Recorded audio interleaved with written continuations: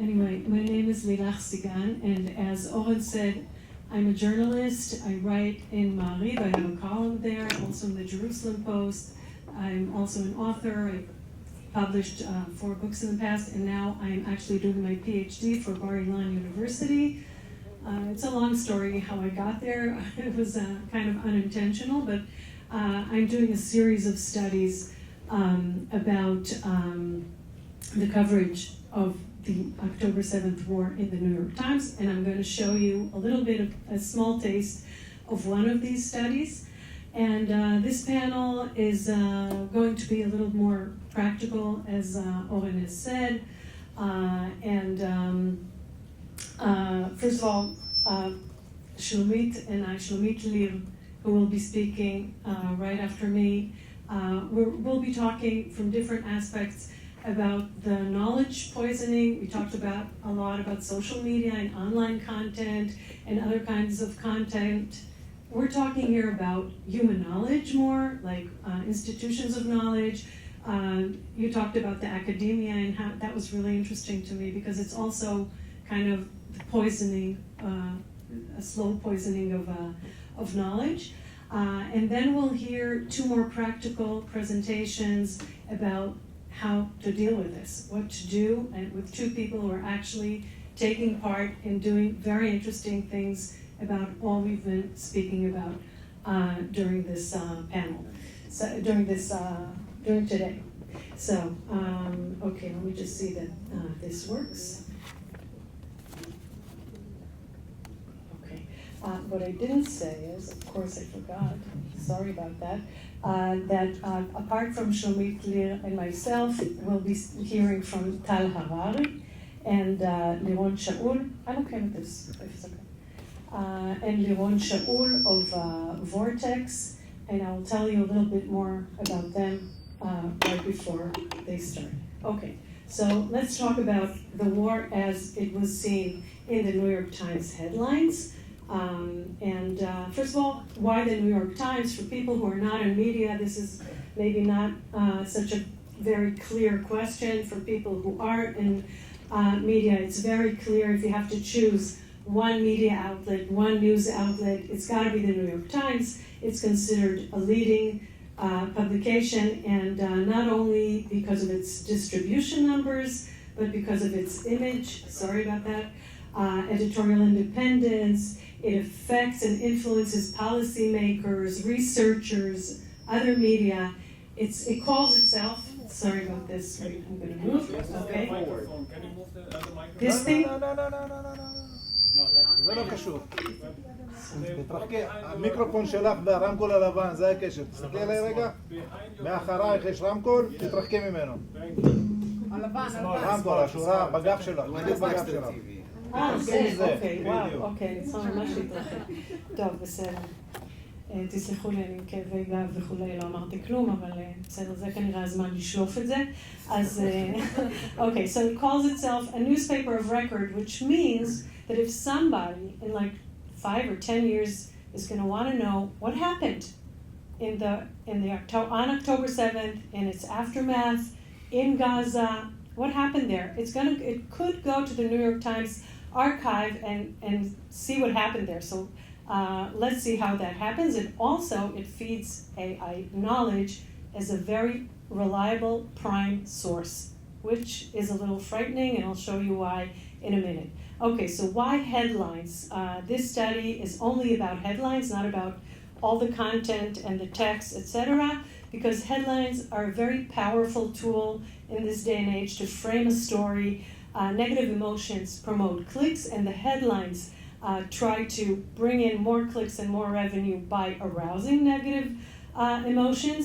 Most readers don't read beyond the headlines, and even worse, most readers share stories without reading the whole story just because of the headline, something like 80%. And these cumulative New York Times headlines become neutral facts for AI agents. So I'll just really do a very brief description of the methodology. What we did is take the daily newsletter of the New York Times. It's called Today's Headlines. It aggregates the day's 40 or 50 most important headlines every day. And we took these newsletters and fished out the war headlines by using keywords. We took all the newsletters from October 7th, 2023 until the first ceasefire, which happened on January 18th, 2025. It's 15 months, it's a very long time. And okay, let's go right to it and see what, first of all, we defined each of them for being negative or positive. Negative means that there was some sort of description of aggression, hostility, questionable policy or conduct, and positive means that there was some sort of description of suffering, vulnerability, empathy, or justification of policy or conduct. So let's see the results. These are the monthly results, as you can see, going left to right, of the positive headlines by month. Okay, so the green line is the positive headlines towards Palestinians. The blue line is positive headlines towards Israeli, and the black line on the bottom is positive headlines towards both. And I'd like you to focus, sorry for the noise it's going to make, okay, but I'd like you to focus on October 2023 only and look at this and see that the framing of the war was actually determined during the first few weeks right after the October 7th massacre. We can already see that the number of positive headlines towards Palestinians was about double the positive headlines towards Israelis, and a long time it just kind of got worse. Okay, so let's look at the negative headlines, sorry. Okay, it's a very similar story. As you can see, the blue line is negative headlines towards Israel, the green line is negative headlines towards Hamas, and the black line is negative headlines towards Israel, both Israel and Hamas. And what we can see is that the New York Times lost interest in covering Hamas negatively. It covered it negatively, relatively highly, during October and November 2023, and then it just lost interest. Not interesting.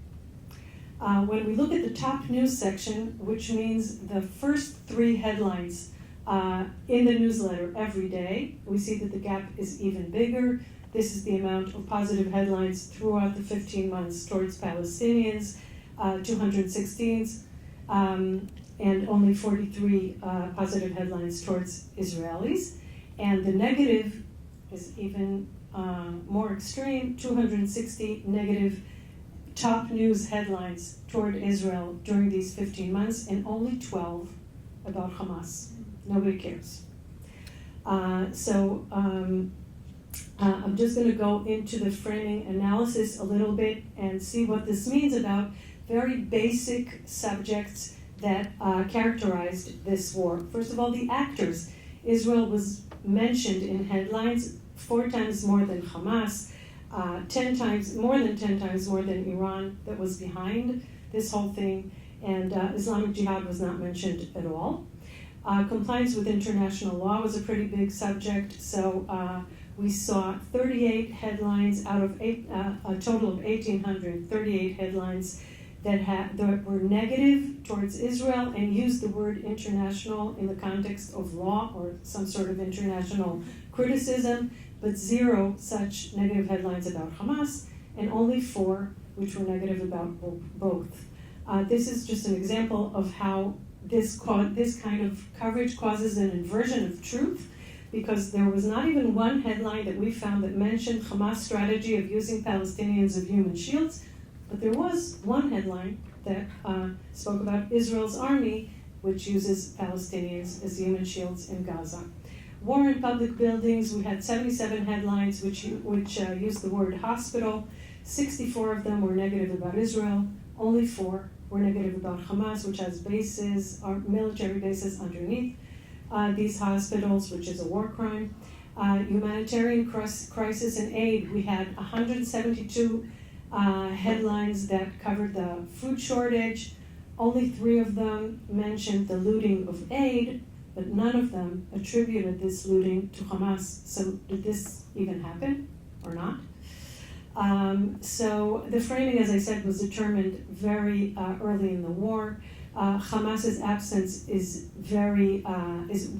probably the most bold finding of the whole study. This is a quote by Anthony Blinken, a Democrat, not somebody who's known to be very hawkish, and he says in his farewell interview to the New York Times, one of the things that I found a little astounding throughout is that for all the understandable criticism of the way Israel has conducted itself in Gaza, you hear virtually nothing since October 7th about Hamas. Why hasn't there been a unanimous chorus for Hamas to put down its weapons, to give up the hostages, to surrender? The answer is with the newspaper that he gave this interview to. And our theory is that there is a cycle of radicalization that is also the result of social media, but it has infiltrated into news outlets and the media, which is supposed to hold human knowledge and be a primary source for AI, for researchers, etc. The public pushes progressive ideas on social media. Influencers ride on these trends that are created by the public. Everybody, of course, wants to make money. That was said here. Traditional media picks up the trend that create the interest. Advocacy journalism is encouraged more and more because it aligns with these new norms and creates stronger revenues. And the traditional news headlines become more distorted.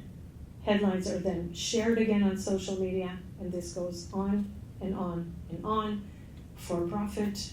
There's just more demand for bad news about Israel than for bad news about Hamas. We were talking about numbers before, so that's the situation. And I'll just end by asking, can the New York Times be a reliable source for AI engines? And according to my study, the answer, it's pretty clear that it's no. Thank you very much. And I'd like